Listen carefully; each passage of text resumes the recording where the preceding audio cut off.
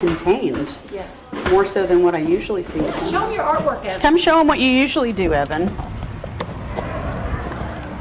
We do the same roadway. You can see the yellow that existed here before and the white. Simple curves that go all the way down, and they run all the way down to the end of the sidewalk. Today, look at this. We've colored in. We've built patterns in. We've gone different patterns and colors. And see, this isn't even connected to Yeah, the road. this isn't connected to any of it. It's separate, and that's unbelievably unusual. You did awesome. What were you thinking about with this pumpkin? What is that? It's supposed to be a water meter. You know those water meters that are in your like neighborhood? Yes. It's supposed to be one of those. That's awesome. It's a water Well, meter. Let's start on this piece of Okay. You're going to do a whole new side? yeah. Wow. We don't ever draw on this one, do we? Not very often. Not very often. Buddy, you are so cool today. That's awesome, Wendy. So in other words, we're seeing a difference. Big difference. Definitely. A lot of times it does have to do with gut bugs. And so a lot of times when we end up plateauing out and then we bottom out, it's because of gastrointestinal stuff, and we end up having to get the Clostridia difficile back under control. And then we have another good period. It could kind of break the plateau. That's what I'm saying. It'll be interesting to see if this will actually break that pattern that we've been in and allow us to keep moving forward instead of going up and down and up and down. You know, it'll be interesting to see, and I don't know. I don't know the answer to this question because I'm new to the Tesla lights. Post-traumatic stress disorder, what that does to the system when they're on a parasympathetic freeze, that parasympathetic system, which is the part that they don't have control over, she doesn't have the ability to shift that. That's her anxiety, that's her sensory integration dysfunction, that's her OCD, that's all of those things that she has no control over. That's the impulsivity, that's all of those issues that, you know, we can talk about. I'm going to think myself out of that, but guess what? It doesn't work, right? You can't think hard enough to shift the autonomic system. Okay. Does that make sense? Right. Okay, so now you can control the other, but you can control the sympathetic because that's conscious, but your parasympathetic is autonomic. That's not something that you're controlling or you have the ability to control. So the machines are working on Both. the parasympathetic. Working on both. Both. Think about it this way. Autonomic is heart beating, breathing. You don't have to think about those things for them to happen, right? Your body automatically breathes, your heart automatically beats, your blood automatically courses through your veins. You don't have to voluntarily stop and go, oh yeah, heartbeat, right? It's not a thought conscious process. So when we say autonomic, we mean the parasympathetic is autonomic. Those are things that happen without any thought process on your part. Okay. Does that make sense? Better Yes, that way? a little bit. Okay. But as far as the adrenaline thing, Right. The way that I explain the fight or flight mode and the hypervigilance mode, or their system when it's in fight or flight like that. Think about if you are downtown in Memphis at 3 o'clock in the morning, right? And you're by yourself and there's nobody on the streets, just you.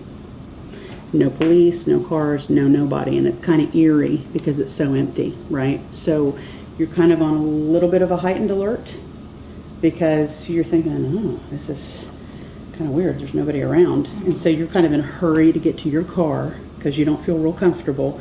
So if a pin drops, you're kind of more on edge than you normally would be, right? Right. So here comes this 400-pound dude with a knife right at you, and there's nobody around to help. So what happens to your anxiety? Through the roof. What happens to your sensory integration dysfunction? You have heightened awareness. What happens to your adrenaline? It shoots up, which means when you're in a hyperadrenaline state, it's pulling all the blood flow to the core. It's pulling it out of the extremities, right? Your respiration rate changes. Your heartbeat speeds up. And all of that is self-preservation mode. And the reason that your body does that is if you think about what that was designed to do, let's say you're in the jungle and you're being chased by a tiger, right? The purpose of an adrenaline state like that is if it's life or death and I'm being chased by a tiger and I got to get out of dodge before I get killed, if I step on something that cuts my foot, if I'm in that hyperadrenaline state, almost in a shock state, I don't feel that, it allows me to keep going, right? That's why people sometimes get in car accidents. That's right. That's why people get in car accidents, they'll break their leg and walk away, right? And then later on they find out they had a broken leg or a broken foot. It was like, oh my God, I walked away, but how could that be broken? Because when you're in that hyperadrenaline mode, your body's in a state of shock. And if you think about it, it cuts off, it pulls everything to the core because that's self-preservation. It does that so you cut yourself, you're not going to bleed to death. Well, you can, but it restricts blood flow. Your feeling is a lot more restricted. That usually only happens to people when they're truly in a life or death situation. Okay, so if you're downtown and you're getting robbed, you're going to be in a hyperadrenaline state. Okay, so most people may experience that once or twice in their life. Maybe. Some people never will. But most people might experience it a few times. Alex lives there every day. Constantly in fight or flight. So that explains why. Well, so think about it this way. Look at how her system functions. Well, think about this though, okay? Think about this being a precipice. This is a mountain, right? And here's where you normally function down here, okay?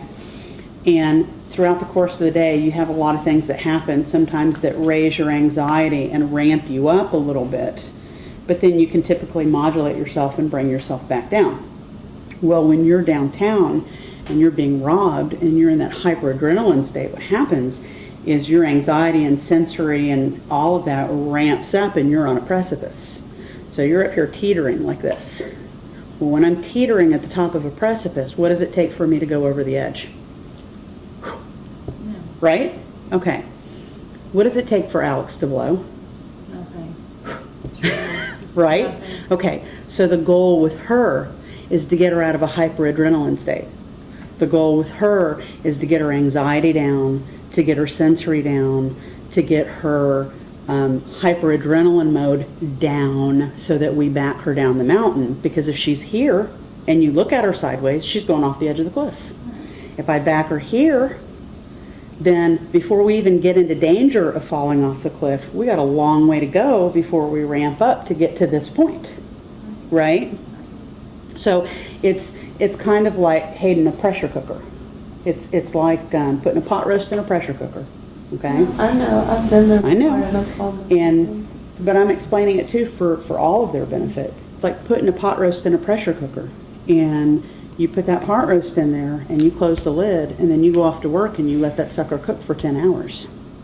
And then when you come home and it's been building pressure all day and you take the lid off, what happens? Pot roast explosion, right? On the ceiling and the whole bit. But the right way to do it is to put the pot roast in there, and about every hour and a half to 2 hours, you let off a little bit of steam. Well, if we let off steam, it's still been building pressure throughout the day, but it's not ever enough pressure that it's going to blow.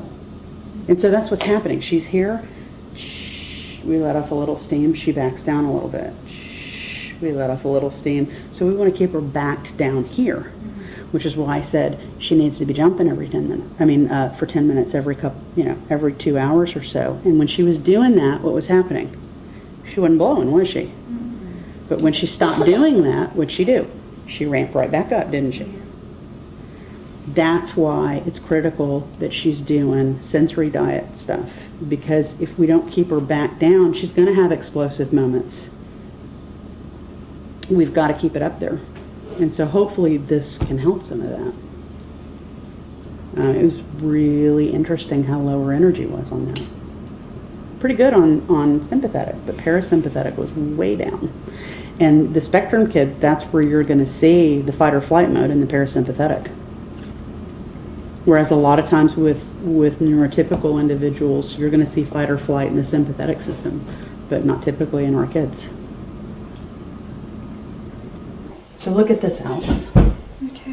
When you look at parasympathetic,